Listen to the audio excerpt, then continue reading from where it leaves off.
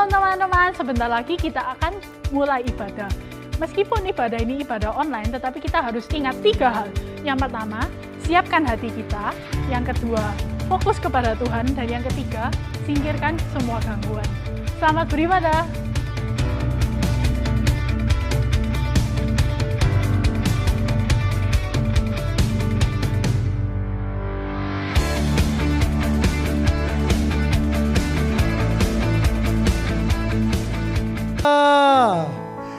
Sungguh bersyukur hari ini kita dapat berjumpa kembali. Mari sebelum kita memulai ibadah kita pada sore hari ini, mari kita bersatu dalam doa. Kami bersyukur Tuhan Yesus untuk kebaikan-Mu ya Bapa, untuk kasih setia-Mu Tuhan Yesus. Kami rindu untuk kami dapat memuliakan nama-Mu. Kami rindu untuk dapat bersyukur melalui pujian yang kami naikkan kepada-Mu ya Bapa. Berkati ibadah ini dari awal hingga akhirnya ke tangan kuasa-Mu ya Bapa. Kami serahkan ibadah ini, kami serahkan doa kami ke tangan-Mu ya Bapa. Di dalam nama Tuhan Yesus, haleluya, amin. Mari kita bangkit berdiri bersama-sama, kita mau bersyukur kepada Tuhan karena kasih setianya, karena kebaikannya untuk kita semua. Mari kita bertepuk tangan, kita bisa menggerakkan badan kita memuji nama Tuhan bersama-sama.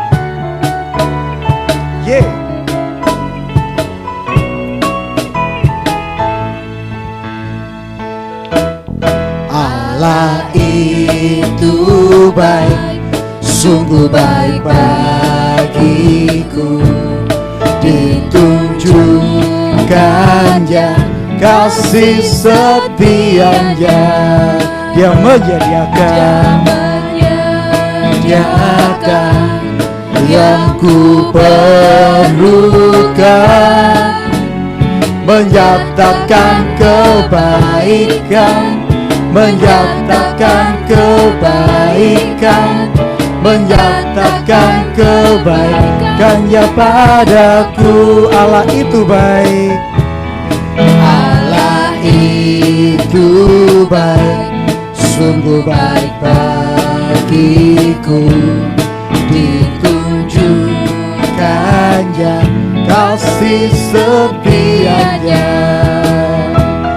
Dia menyediakan yang ku perlukan, menyatakan kebaikan, menyatakan kebaikan, menyatakan kebaikannya padaku. Kasih setianya tak pernah berubah, dulu, sekarang, dan selamanya.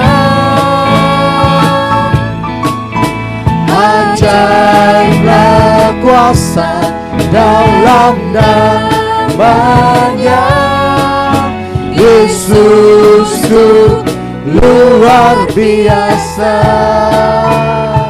Mari kita nyanyikan lagu ini dengan lebih sungguh-sungguh lagi. Kita mau menyatakan kebaikan Tuhan dan menyatakan kasih setianya yang besar untuk kita semua.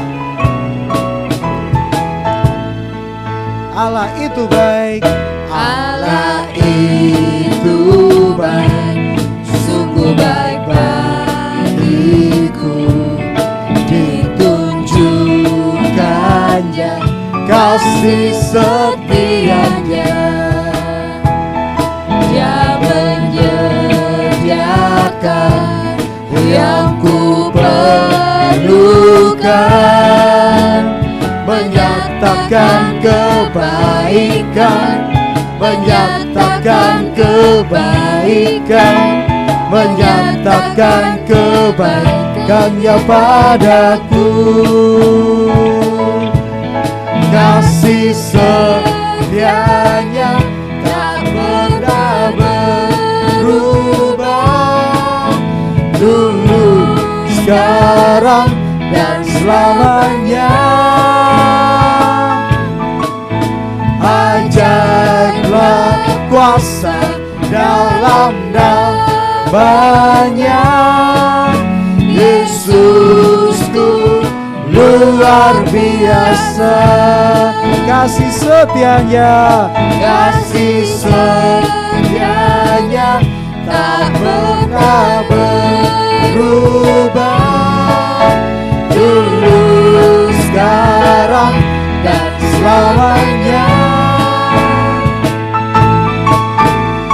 Ajaiblah kuasa dalam namanya, Yesusku luar biasa, Yesusku luar biasa, Yesusku luar biasa. Sambil mengepalkan tangan kita dan mengatakan, Yesusku luar biasa. Tepuk tangan buat Tuhan Yesus. Mari kita mau memuji Tuhan lebih semangat lagi, karena Tuhan Yesuslah iman kita. Tuhan Yesuslah begitu membuat hati kita menjadi percaya kepada-Nya.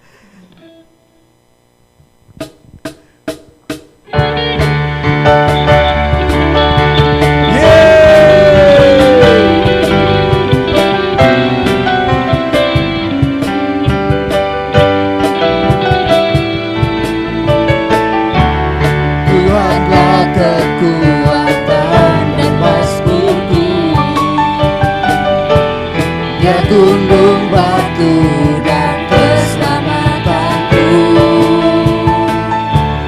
hanya padamu hatiku percaya. Kaulah menara dan kota perlindungan. Ku mau selalu bersyukur sebab cintamu padaku takkan pernah berubah. Hatiku percaya, walau bumi bergoncang, gunung-gunung beranjak, namun kasih setiamu tak pergi dariku. Tuhanlah kekuatan kita, Tuhanlah perisai hidup kita.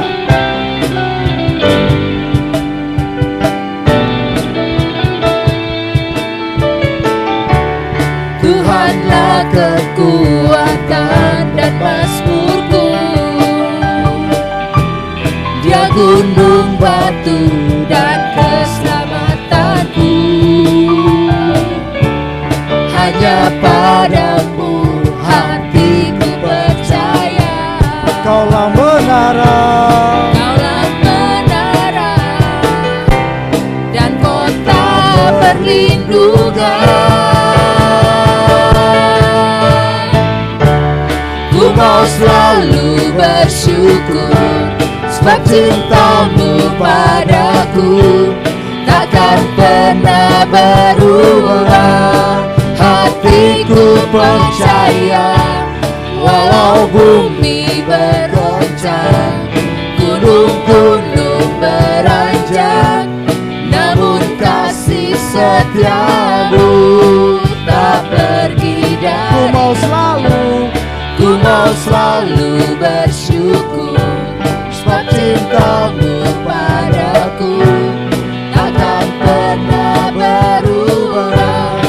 Hatiku percaya, walau bumi bergoncang, gunung-gunung beranjak, namun kasih setiamu tak pergi. Sekali lagi.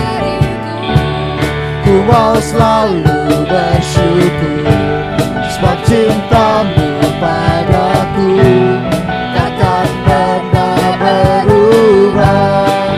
Hatiku percaya, walau bumi bergoncang, gunung-gunung beranjak, namun kasih setiamu tak pergi dariku. kasih setiamu, Kasih setiamu tak pergi dariku. Kasih setiamu tak pergi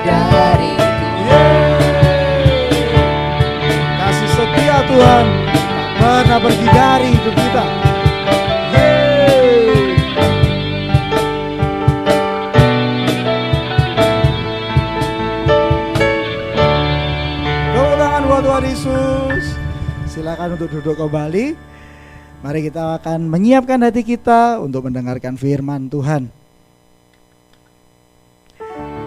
Ya Tuhan, kami rindu untuk kami dapat menyembah nama-Mu ya Bapa. Kami rindu menyatakan syukur kami kepada-Mu ya Bapa.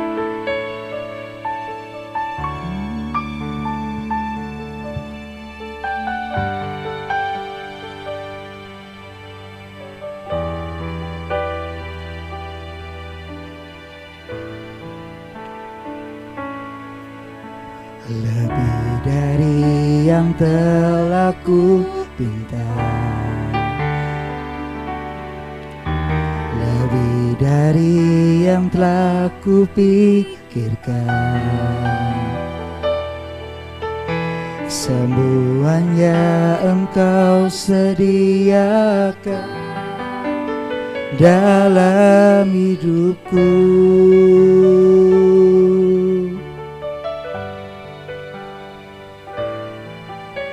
Tiada dapat aku mengukurnya, atau dapat aku menghitungnya. Kebesaran kasih-Mu ya Tuhan yang Kau berikan. Ku bersyukur padamu Tuhan. Ku bersyukur padamu, Kau Tuhan yang mengasihiku. Kaulah jaminan hidupku, hati-Mu ada bagiku. Ku bersyukur padamu, Kau Tuhan yang mengasihiku. Kau jadikan hidup ini lebih indah dan lebih berharga.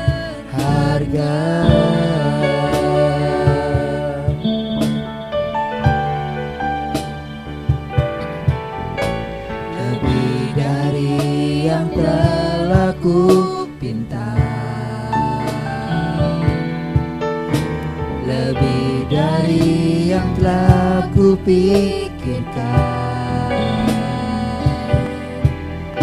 semuanya Engkau sediakan dalam hidupku.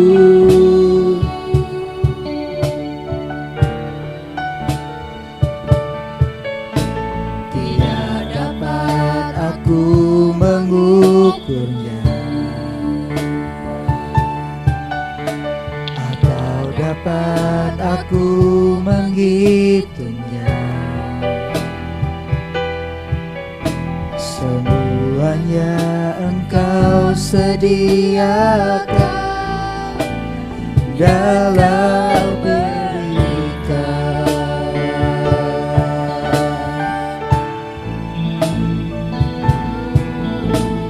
Ku bersyukur padamu, Kau Tuhan, Kau Tuhan yang mengasihiku. Kaulah jaminan hidupku, hati-Mu ada bagiku. Ku bersyukur padamu, Kau Tuhan yang mengasihiku. Kau jadikan hidup ini lebih indah dan lebih berharga.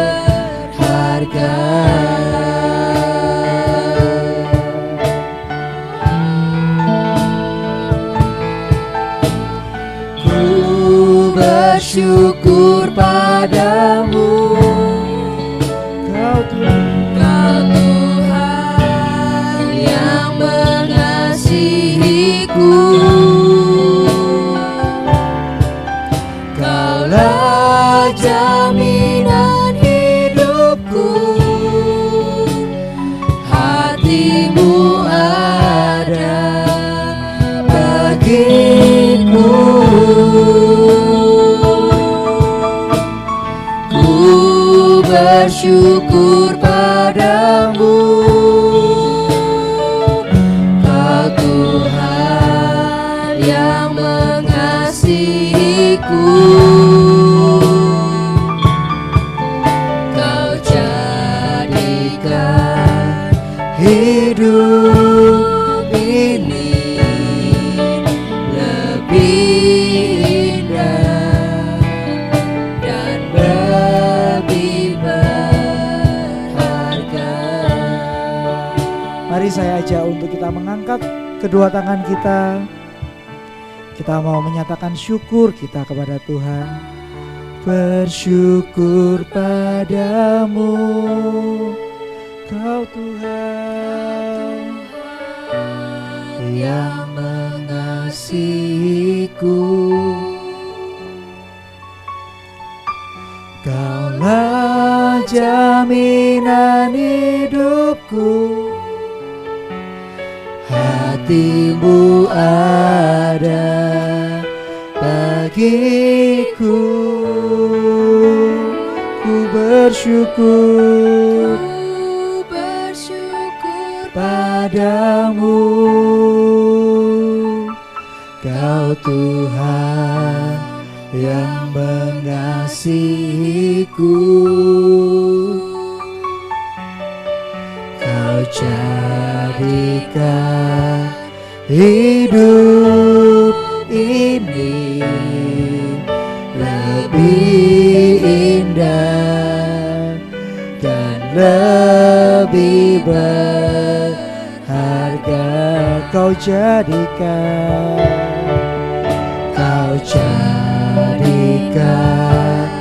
hidup Ini lebih indah dan lebih berharga. Kau jadikan hidup ini lebih indah dan lebih berharga. Oh haleluya, terima kasih Tuhan, terima kasih Bapa. Kau jadikan kami berharga. Terima kasih Tuhan, kami bersyukur. Haleluya, haleluya, haleluya, haleluya, haleluya. Kami bersyukur Bapa, kami bersyukur. Terima kasih Tuhan, terima kasih Tuhan. Haleluya, haleluya. Ku puji, ku sembah nama-Mu, Yesus Tuhan. Haleluya, haleluya.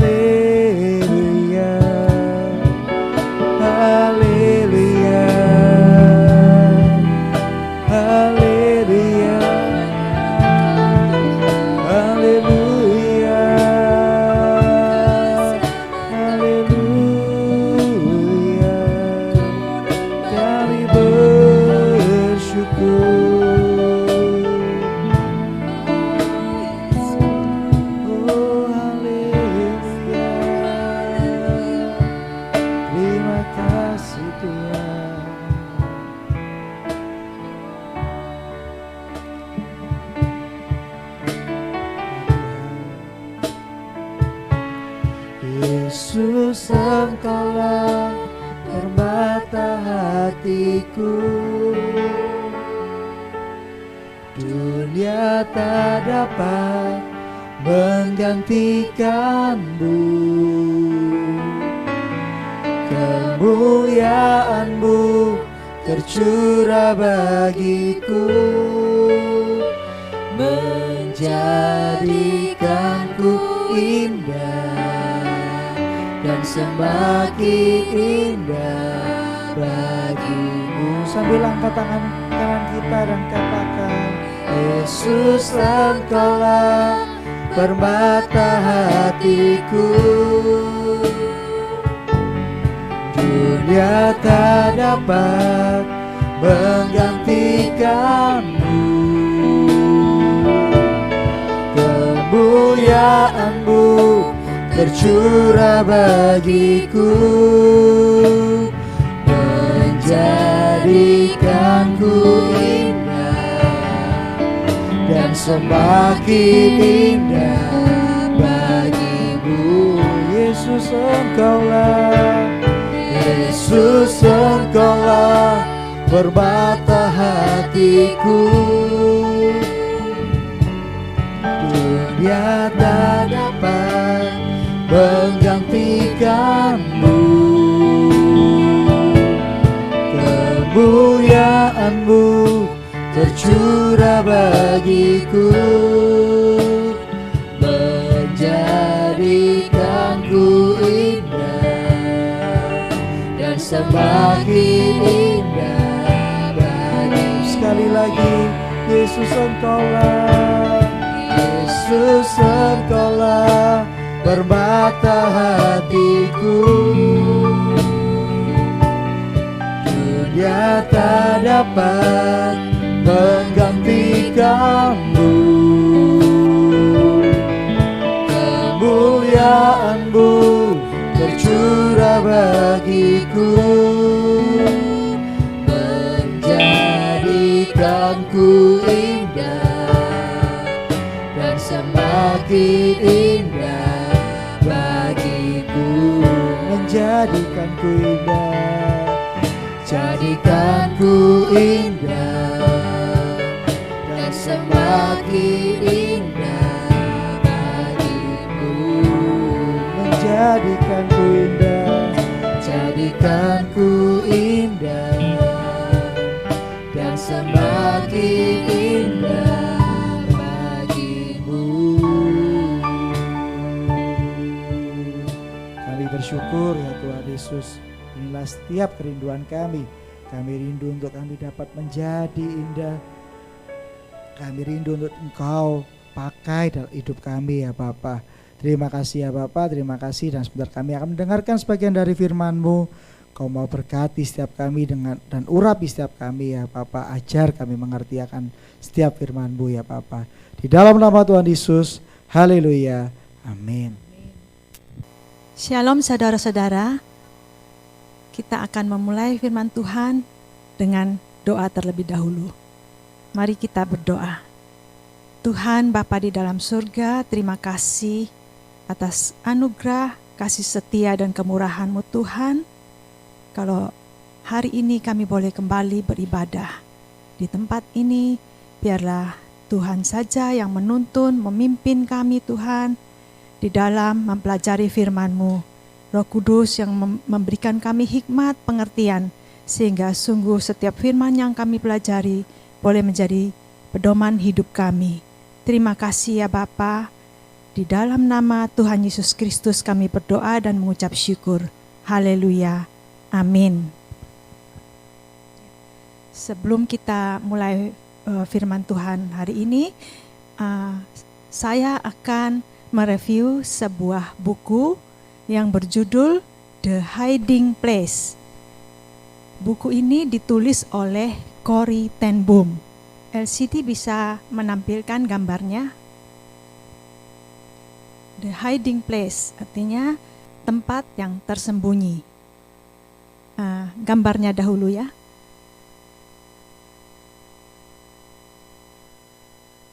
Nah, Corrie ten Boom bersama keluarganya hidup pada zaman Nazi, ya, di mana tentara-tentara Nazi menangkap orang-orang Yahudi untuk dibunuh, ya, pada masa pemerintahan Hitler.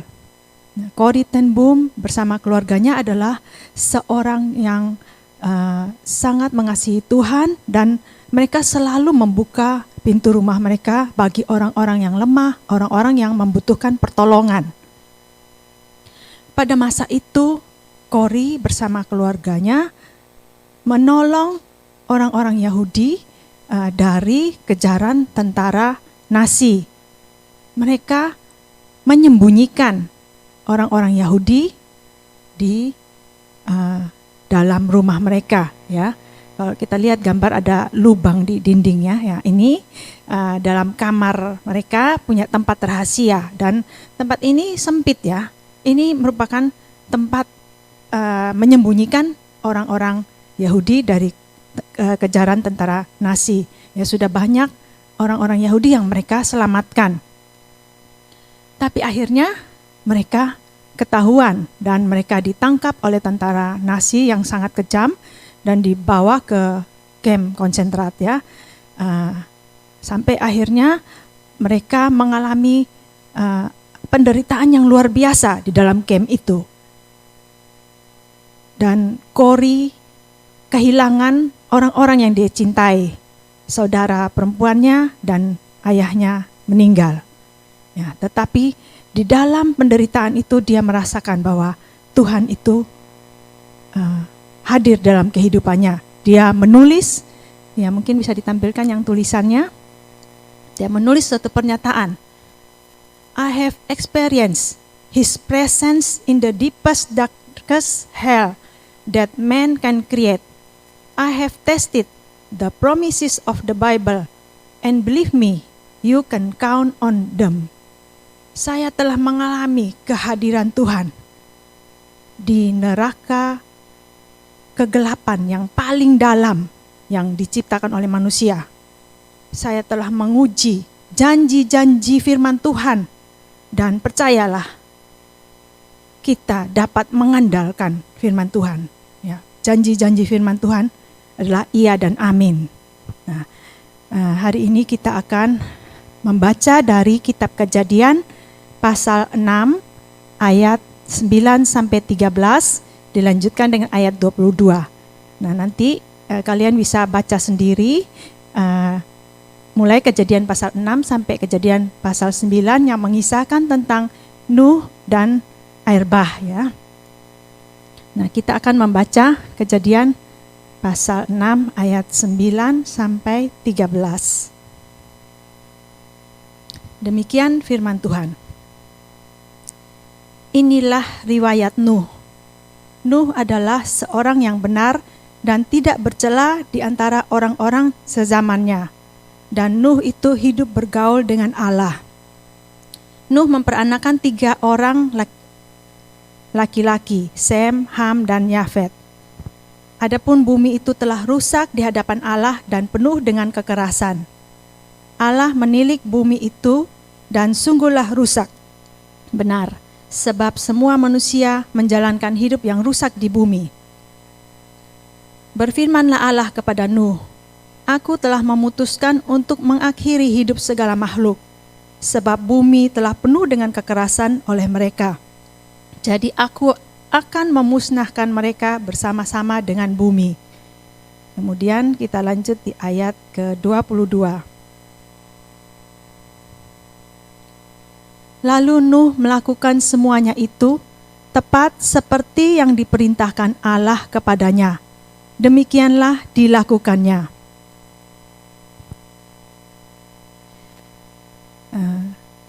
Dalam firman Tuhan yang kita baca hari ini, kita melihat bahwa Tuhan telah memutuskan untuk menghukum seluruh bumi, untuk membinasakan seluruh bumi, karena Tuhan melihat kejahatan yang begitu luar biasa di muka bumi ini, sehingga Tuhan telah menyesal menciptakan manusia ya, dan Tuhan akhirnya memutuskan untuk memusnahkan kehidupan. Dan Nuh mendapat kasih karunia di hadapan Tuhan. Dikatakan pada ayat yang ke-9 bahwa Nuh adalah seorang yang benar dan tidak bercela di antara orang-orang sezamannya. Dan Nuh itu hidup bergaul dengan Allah. Kita lihat bahwa Tuhan mengingat ya, orang yang menjadi kepunyaannya. Di dalam penghakiman, Tuhan mengingat Nuh seorang yang benar dan memilih Nuh oleh karena kasih karunia-Nya untuk menyelamatkan Nuh dan keluarganya.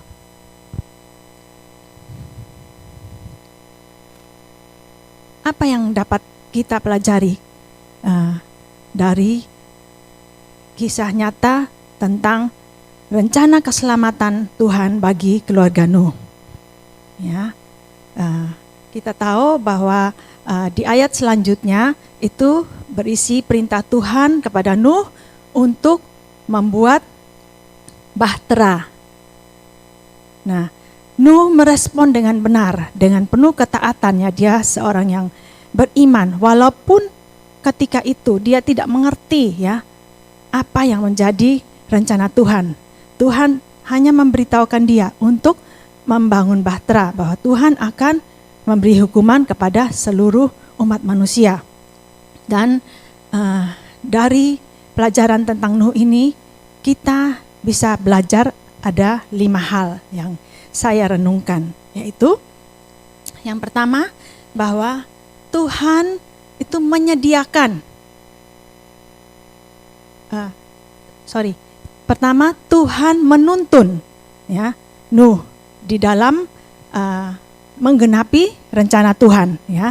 Ketika Nuh diperintahkan Tuhan untuk membuat bahtera ya, Tuhan berfirman dengan detail kepada Nuh bagaimana Tuhan menuntun, mulai dari bahan-bahan yang akan digunakan ya, itu terbuat dari kayu gofir, dan ukuran dari bahtera itu yang harus dibuat, berapa panjangnya, lebarnya, tingginya, dan dibuat bertingkat 3 ya, ada bawah, tengah, dan atas.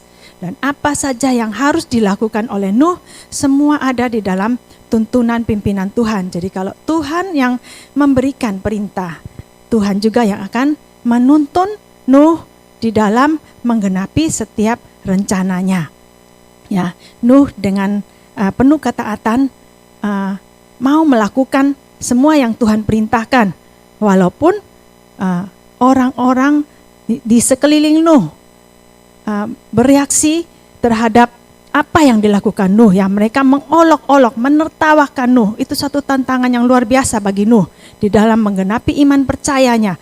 Tetapi dia sungguh dekat dengan Tuhan dan dia percaya bahwa apa yang Tuhan lakukan, kerjakan, itu semua Tuhan punya rencana di dalam kehidupannya. Dia menanggapi dengan penuh ketaatan untuk melakukan semua yang Tuhan perintahkan. Bukan hal yang mudah ya, dia membangun bahtera itu selama 100 tahun. Itu bahtera yang sangat besar, ukurannya 132 meter kira-kira panjangnya, lebarnya 22 meter, tingginya 13 meter ya, dan dibuat bertingkat 3. Bayangkan ya, Nuh harus membawa bahan-bahan itu dan ke tempat pembuatan bahtera itu, ya itu di atas sebuah gunung ya. Dan orang-orang mulai menertawakan, mencemooh dia ya bersama keluarganya, tapi dia tetap fokus untuk melakukan apa yang Tuhan perintahkan. Luasnya kira-kira 1,5 kali lapangan sepak bola. Ya, saya nggak pernah membayangkan bagaimana Nuh yang sebelumnya itu tidak pernah membuat kapal, harus membuat kapal yang begitu besarnya. Dan kalau itu semua bukan karena pimpinan tuntunan Tuhan, tidak mungkin dia bisa untuk merealisasikan semuanya. Dan yang kedua, Tuhan itu menyediakan semua yang dia perlukan ya dalam menggenapi setiap rencananya. Tuhan menyediakan. Ya, kalau saya merenungkan lagi, berapa lama Nuh ada di dalam bahtera itu? Itu kira-kira 371 hari. Ya, bagaimana dia harus menyediakan segala kebutuhannya ya, selama pembuatan bahtera juga yang lamanya mencapai 100 tahun ya. Semua bahan-bahan yang diperlukan, bagaimana kehidupannya dan keluarganya ketika dia harus fokus untuk membangun bahtera ini. Tuhan semua menyediakan. Ya, kalau saya renungkan ya, dia harus menyediakan di dalam bahtera itu makanan bagi keluarganya ya. Mungkin masih masuk akal ya, 1 tahun makanan untuk seluruh keluarganya.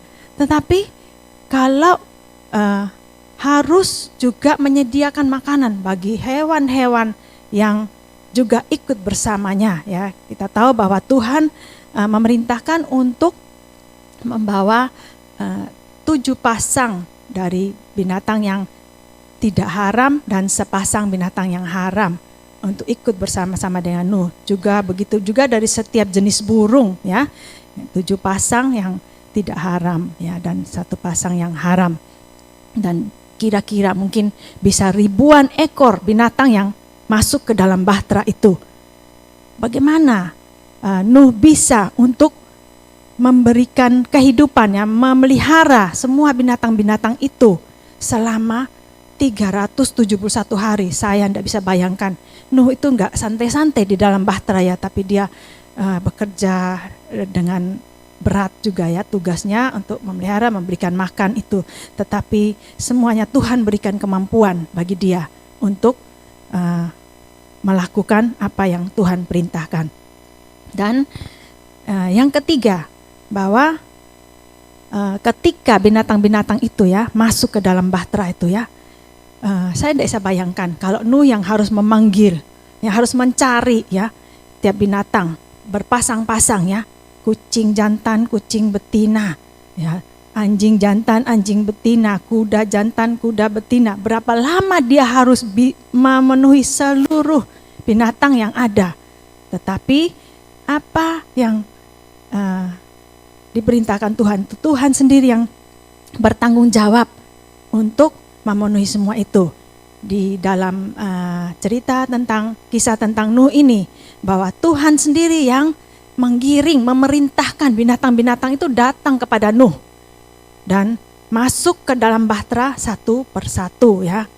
Dan yang berikutnya adalah bagaimana dia harus menutup ya pintu dari bahtera itu. Pintu bahtera itu ada di lambung dari bahtera ini ya.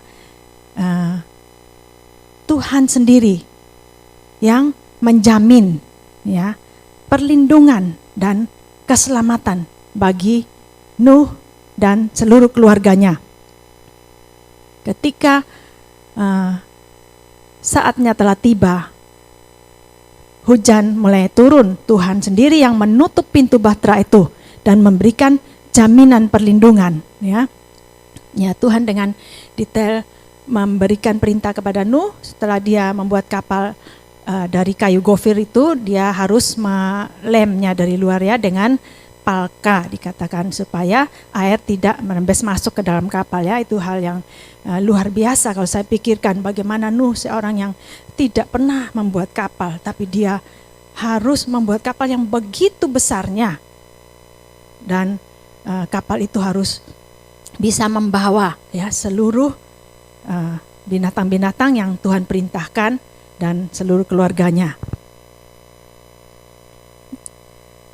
Dan kapal itu ya, yang kelima ya, bahtera yang Nuh buat itu tidak dirancangkan untuk berlayar. Jadi bahtera itu tidak punya kemudi, tidak punya mesin ya.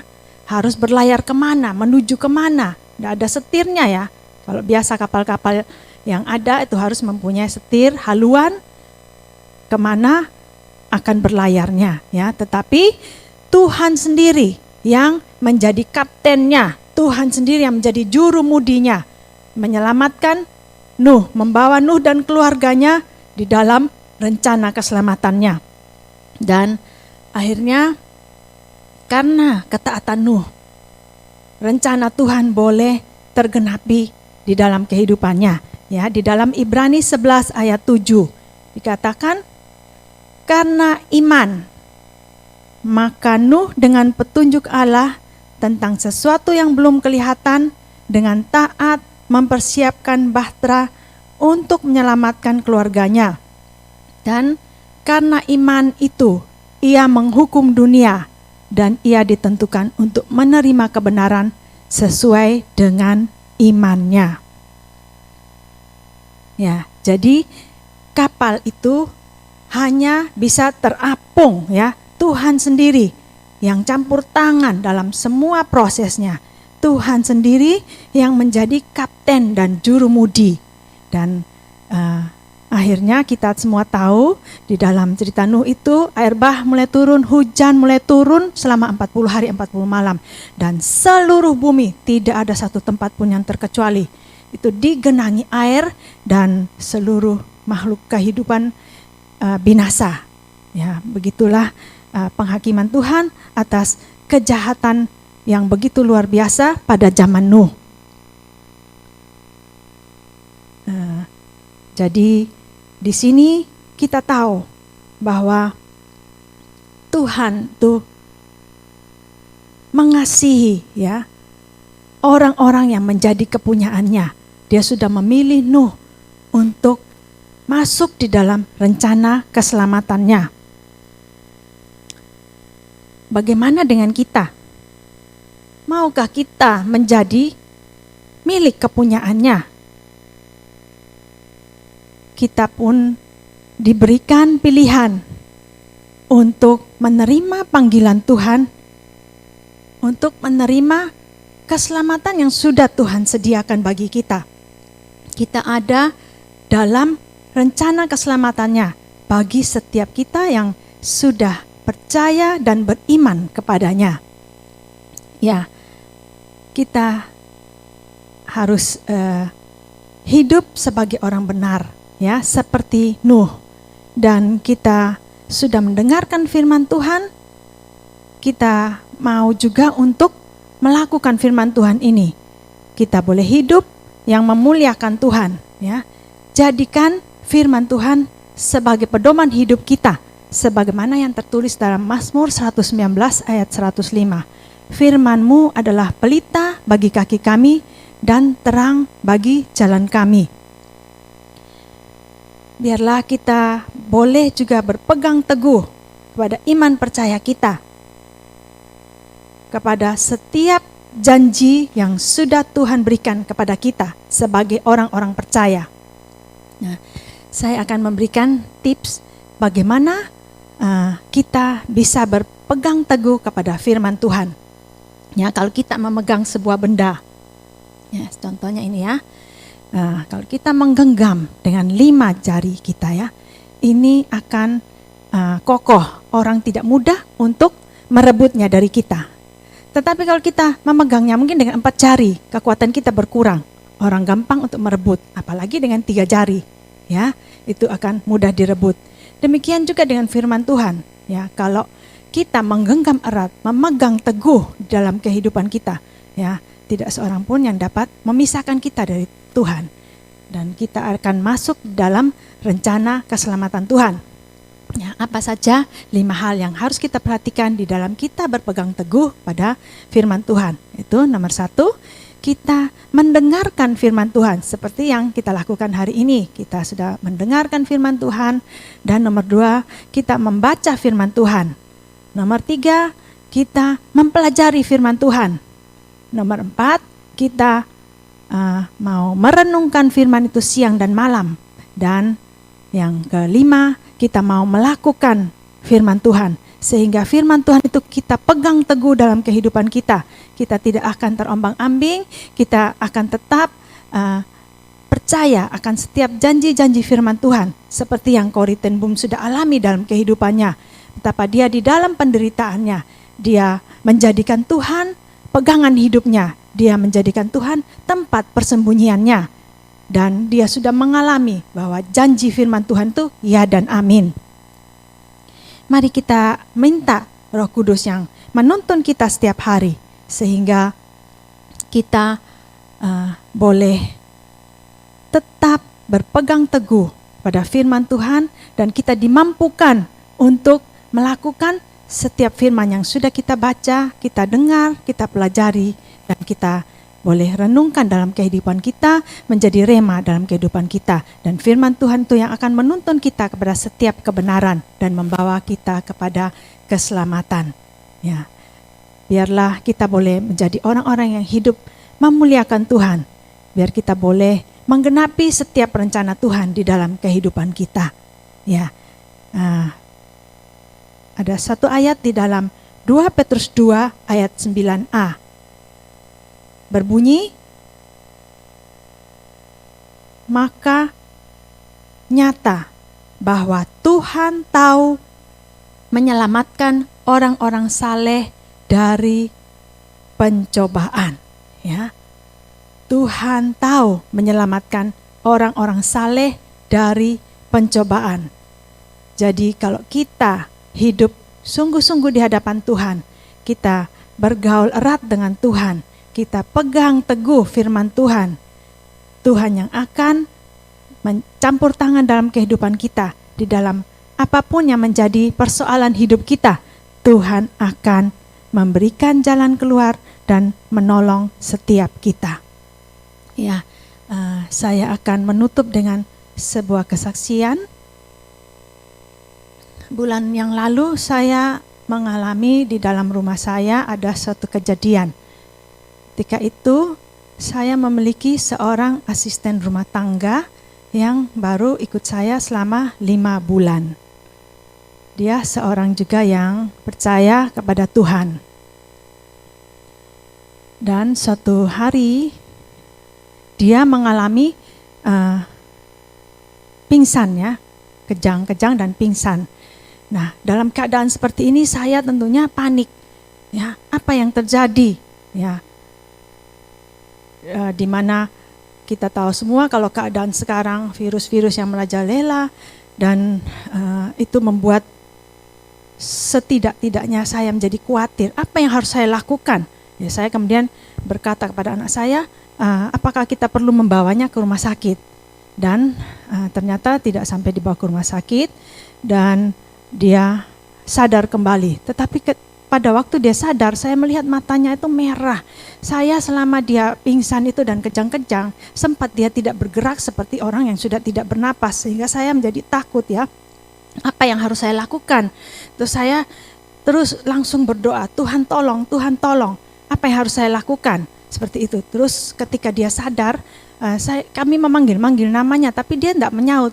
Kelihatan matanya merah. Dan kemudian dia hanya bersuara, kamu harus memulangkan dia. Loh, kok dirinya sendiri kok dia berkata seperti itu? Dan kemudian saya merasa heran, saya terus berkata kepada dia, panggil nama Tuhan Yesus, panggil Tuhan Yesus, Tuhan Yesus tolong, Tuhan Yesus tolong. Sambil saya berbahasa roh ketika dia itu pingsan dan kejang-kejang, ya. Kemudian dia siuman dan sudah lewat seperti biasanya, dan kami tahu bahwa dia ini keadaannya tidak seperti biasanya. Saya pikir bukan hanya pingsan biasa, tapi seperti orang yang kesurupan seperti itu. Tapi saya berpikir positif, bukan apa-apa, ya. Soalnya ketika saya memanggil dia untuk menyebut nama Tuhan Yesus, ya, kamu panggil Tuhan Yesus tolong, ya. Tangan saya tuh ditampes gini, terus dia berkata, bukan seperti itu. Tidak ada Tuhan, katanya gitu. Jadi saya merasa heran, saya merasa bukan dirinya dia. Dan singkat cerita, akhirnya sudah kami kegiatan seperti biasa. Dan lewat 2 hari kemudian, ternyata kejadian lagi. Pada pagi hari saya pulang dari jalan pagi, ya. Ketika itu dia datang kepada saya, katanya, badan saya kok terasa lemah, seperti saya ini tidak enak badan. Saya bilang gini, kamu sudah makan? Sudah, katanya. Mungkin kamu kurang makannya. Tidak, saya makan banyak, katanya gitu. Ya sudah, kalau gitu saya ambil vitamin, kasih dia, kamu minum ya vitamin ini, katanya gitu. Tapi saya ini rasanya semua tidak enak, badan saya semua sepertinya saya kok mau sakit, katanya gitu. Ya udah gini. Terus saya kasih dia minum vitamin, terus kebetulan waktu itu saya mau pergi ke kantor, sehingga saya bilang, saya harus pergi ke kantor, kamu bisa enggak kamu motong ini, kupas ini sayur ya, sayur dan mengiris-ngiris. Kemudian dia bilang iya bisa, dan kemudian akhirnya dia motong sayurnya itu, tetapi belum selesai, dia lari ke dalam lagi ketika saya lagi bersiap-siap mau mandi untuk mau pergi ke kantor ya. Kemudian dia berkata, ibu, saya pusing, katanya gitu. Loh, apa yang terjadi? Kamu duduk dulu. Tiba-tiba dia jatuh lagi, saya menangkap dia dan akhirnya membaringkan dia di lantai ya. Dan dia pingsan lagi, kemudian dia mulai kejang-kejang dan matanya terbuka. Mata terbuka, saya terus langsung berbahasa roh ya. Saya berbahasa roh, saya panggil, Tuhan tolong, Tuhan tolong. Kok sudah kedua kalinya ini dalam jangka waktu 3 hari ya, udah sampai 3 hari ya, 2 hari lebih ya. Dan akhirnya dia membuka matanya, dia berkata kepada saya bukan si A, tapi saya ini si B. Jadi bukan dirinya yang berbicara, tapi orang lain. Saya kaget ya, saya tidak pernah mengalami hal seperti itu, dan saya juga merasa bahwa ini sesuatu yang bukan hal yang biasa ya. Ternyata dia benar kesurupan. Tetapi apa yang dia lakukan setelah itu? Dia sujud menyembah saya ya. Dia berkata, maaf ibu, saya sudah menyusahkan ibu. Ya, saya pun bingung. Saya bilang, jangan gitu, duduk yang baik. Kenapa? Terus kemudian dia bercerita semua ya tentang apa yang dia lakukan ya. Dan banyak hal yang saya tidak bisa bercerita di sini karena terbatasnya waktu. Dan akhirnya dia mengakui semua yang dia lakukan dan dia minta maaf. Dan dia berkata, saya mau bertobat ibu, kata gini. Saya kaget sekali karena ada sinar terang yang datang kepada saya. Dia ngomong gitu, saya mau bertobat dan saya sudah mengakui semua kesalahan saya dan sekarang saya tidak mau lagi berbuat jahat. Dia berkata seperti itu, dan itu hal yang sangat luar biasa bagi saya. Saya merasa saya ini tidak mengetahui apa-apa, dan saya ini juga tidak terbiasa dengan hal-hal yang seperti itu ya. Itu saya bukan seorang yang pemberani dan saya harus mengalami semua itu, dan saya hanya bisa memanggil nama Tuhan. Tetapi Tuhan sendiri yang campur tangan sehingga semua ini saya bisa alami. Itu suatu hal yang saya rasa itu sangat luar biasa. Bagaimana Tuhan sendiri yang campur tangan. Saya berkata kepada dia, Tuhan mengasihi kamu. Saya cuma bisa berkata itu. Kemudian akhirnya dia pamit, saya pergi dulu ibu. Dia bilang, saya minta maaf sekali lagi, saya minta maaf. Kemudian dia pingsan lagi dan kemudian dia sadar. Dan ketika saya bertanya apa yang kamu alami, dia tidak tahu apa-apa sama sekali apa yang dia alami. Jadi ya di sini ada kuasa-kuasa kegelapan yang bekerja terhadap pembantu saya, terhadap asisten rumah tangga saya. Tapi semuanya saya tidak bisa mengatasi, tetapi Tuhan tahu ya, Tuhan begitu rupa melindungi kami.